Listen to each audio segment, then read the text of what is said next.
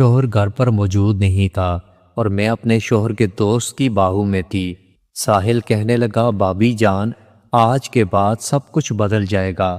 میں نے آنکھیں بند کر کے صرف ایک ہلکی سی آواز نکالی، ساحل، جو ہونا ہے اب ہونے دو۔ اور اگلے ہی پل ساحل نے ایک قدم اور آگے بڑھایا، جہاں سے واپس لوٹنا بہت مشکل تھا۔ اس کا چہرہ میرے بالکل قریب تھا، اس کی نظریں میری آنکھوں سے ہونٹوں تک بار بار جا رہی تھیں۔ میں نے اپنے ہونٹ دبا لیے، لیکن اس کی بھوک مجھے صاف نظر آ رہی تھی۔ میں نے ہلکی آواز میں کہا، ساحل، اگر کوئی آ گیا تو؟ اس نے مسکراتے ہوئے جواب دیا، دروازہ بند ہے اور گھر میں کوئی موجود نہیں، اب صرف میں اور آپ ہیں۔ اس کی آواز اتنی پر اعتماد تھی کہ میرے پاؤں اپنے آپ نرم ہو گئے۔ میرا دل کہہ رہا تھا رک جاؤ، لیکن جسم کہہ رہا تھا کہ رکنا مت۔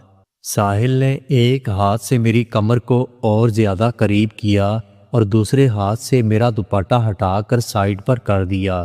اس کی انگلیاں میری گردن کے پاس سے پھسلتی ہوئی نیچے آئی، میری سانس پھر سے تیز ہونے لگی۔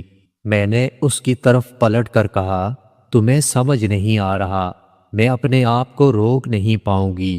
ساحل اور قریب آیا اور ہلکی سی مسکراہٹ کے ساتھ کہنے لگا، میں اسی لیے تو آیا ہوں، آپ کو روکنے نہیں بلکہ آپ کو آزاد کرنے آیا ہوں۔ اس پل میری آنکھیں اس کے چہرے پر رک گئیں، اس کا انداز، اس کا اعتماد، سب کچھ مجھے اس کی طرف کھینچ رہا تھا۔ میں نے اپنا ہاتھ اس کے سینے پر رکھا جیسے دور کرنے کے لیے، لیکن وہ دور نہیں ہوا بلکہ وہ میرے اور قریب آ گیا۔ اس نے میری کلائی تھامی اور اپنی طرف کھینچ لیا۔ اب ہمارے درمیان بالکل فاصلہ نہیں تھا۔ اس کی سانسیں میری گردن کو جلا رہی تھیں۔ میں نے آنکھیں بند کر کے اپنا سر اس کے کندھے پر رکھا۔ اس نے دھیرے سے کہا، بابی جان، اب بس آپ میری ہو۔ میرا ہاتھ اس کے ہاتھ کے اوپر جا رہا تھا۔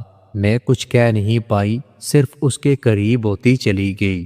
کمرے میں ایک چھوٹے لیمپ کی روشنی تھی اور اس میں ہم دونوں کی سانسیں بہت تیز ہو رہی تھیں۔ میں نے اس کے کان کے پاس دھیرے سے کہا، ساحل، جو کرنا ہے جلدی کرو۔ ساحل نے بس اتنا کہا، پھر اب کوئی رکاوٹ نہیں، اور اس کے بعد سب کچھ قابو سے باہر ہو گیا۔